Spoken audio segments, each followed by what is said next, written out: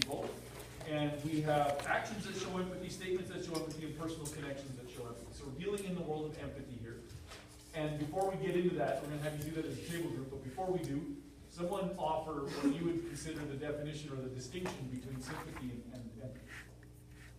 What's the difference? Empathy is like understanding your situation. Yep. Appreciating what they're doing.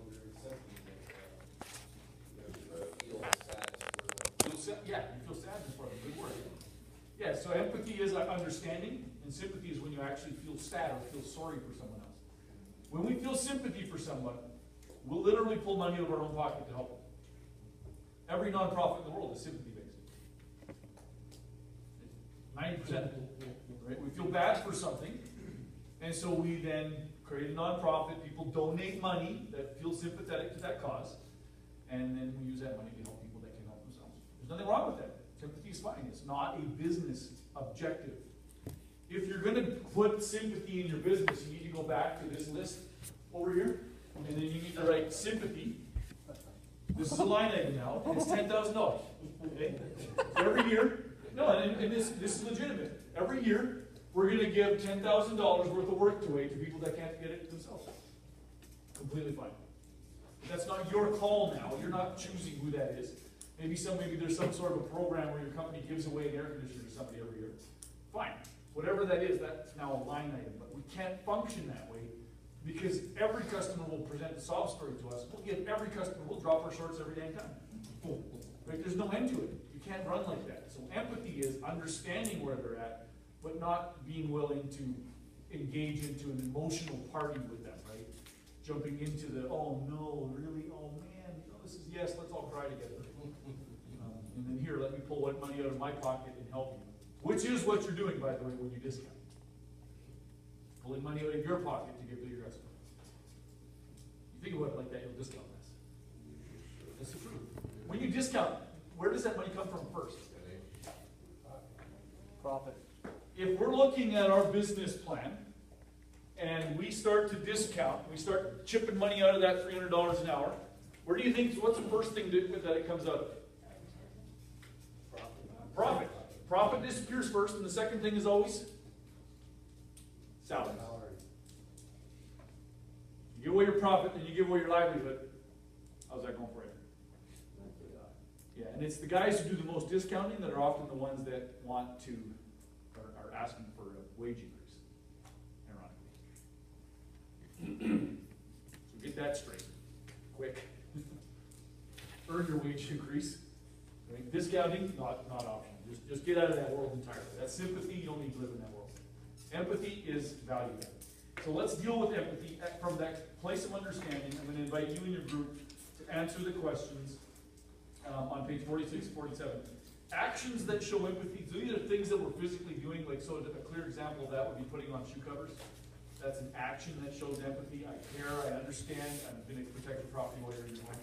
Right? That's an action that shows empathy. So think through what are some of the actions, what are some of the statements that you can make that are empathetic, and what are personal connections. Why do you think, like, some of the times you go to some shoe covers and they say, oh no, that's okay, don't do it. Why do you think they are telling you not to do it? You're clearly trying to protect their property. What do you do when they don't want you to put them on? You just do it. Just insist. I tell them I'm protecting my boots.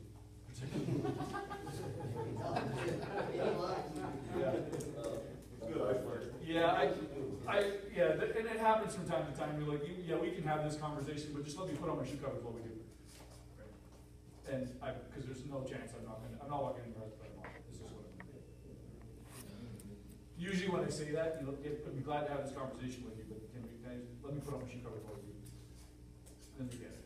I'm doing it no matter what. Right? I've also used the insisting contest. You can have an insisting contest if you will. I'm going to win. I insist on putting my shoe covers on. And it just breaks the ice. It's just light and it's loose. And it's just, why do we put our shoe covers on, guys? Let's get clear on that purpose. Yeah, because it's the right thing to do for your customer, right? We don't know what's under your shoes. And if you've just done it once, where you've tracked something inadvertently into a home and they've had to replace carpets, that's never happened in my company, but I've heard of it happening in others. You just just gotta do it once, and you'll get it. You'll get it very loud and clear, right? There's never a circumstance where they don't get put on. So just do it every each time. All right, so let's go ahead and do this exercise, page 46, 47. I'm gonna point to table group leader and scribe, and fill in the blanks on those pages. Come up with some examples of those as quickly as you can. Table group leader and scribe for this exercise would be the person who has the most children at home. And if there's a tie, it would be the person with the oldest child.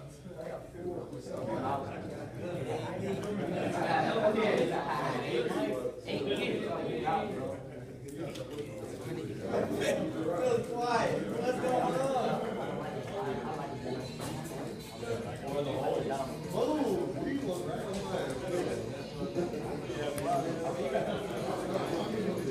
I'm not either.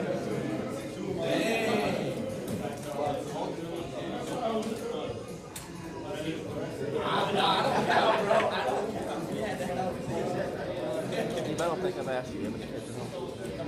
Kids? Is that? Kids. Oh, no, I don't. Don't tell them. Yeah.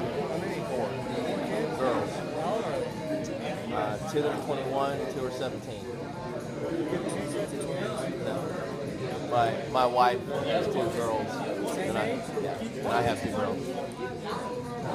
So are you guys doing ABC options Yeah. in HVAC? Yeah. All right, and then plumbing and electrical are still doing the 4 to 6? Yeah. Okay, and Service Titan generates all that for them. No, we're doing it on paper still. Oh, you're still... Some of the guys that have horrible handwriting are excused and use the estimate option, which I just started using last week. I've been doing both with the customers and letting them look at both, and I'm finding they like the tablet better. The electronic. Yeah. So it certainly saves a lot more time and makes it easier for the guys, and I think makes it a little more professional. Right. So I'm going to play with that a little bit more, and that might end up becoming. Most companies that aren't Service Titan are doing it that way. It just makes so much sense. It's there, right? Yeah. For that reason. Yeah. Because it takes away all of the need for, like, it'll come up with... These guys really won't be able to discount it, you know? They can just. Right. The options, the tasks are there. options pick. The pricing is there. It's all... It takes away a lot of the what ifs. I love it. It's amazing. Yeah. They've done a really good job. Yes. Service Titan has listened to us. Yes. Like, we've had other software vendors over the years that said they were going to do this stuff for us. And so we're always hesitant now because they've all said big promises and then crappy delivery. These guys are the opposite. They're like, well, let's see what we can do. We and then groomed they them just to be like that way. crank it out of the park.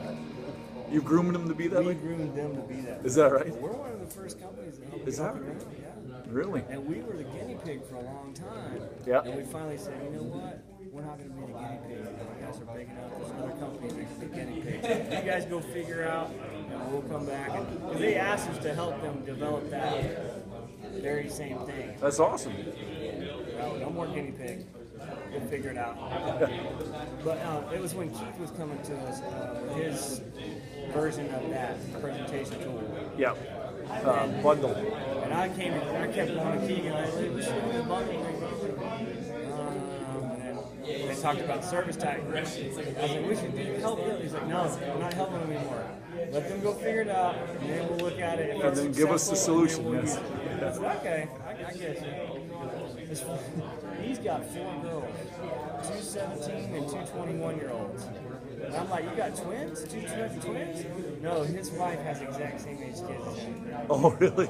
They're all 4 girls. How cool is that? Yeah, it was fun. My wife and I first got together.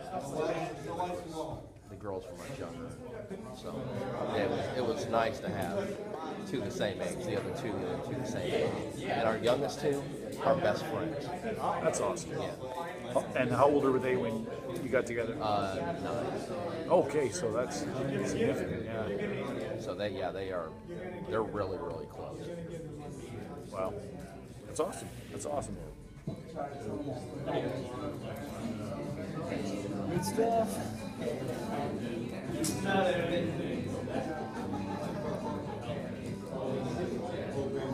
Yeah, you gotta see it. You gotta see it, man. You gotta see it. Man, you already experimented with it yet? The estimate tool? I've seen it. It's so awesome.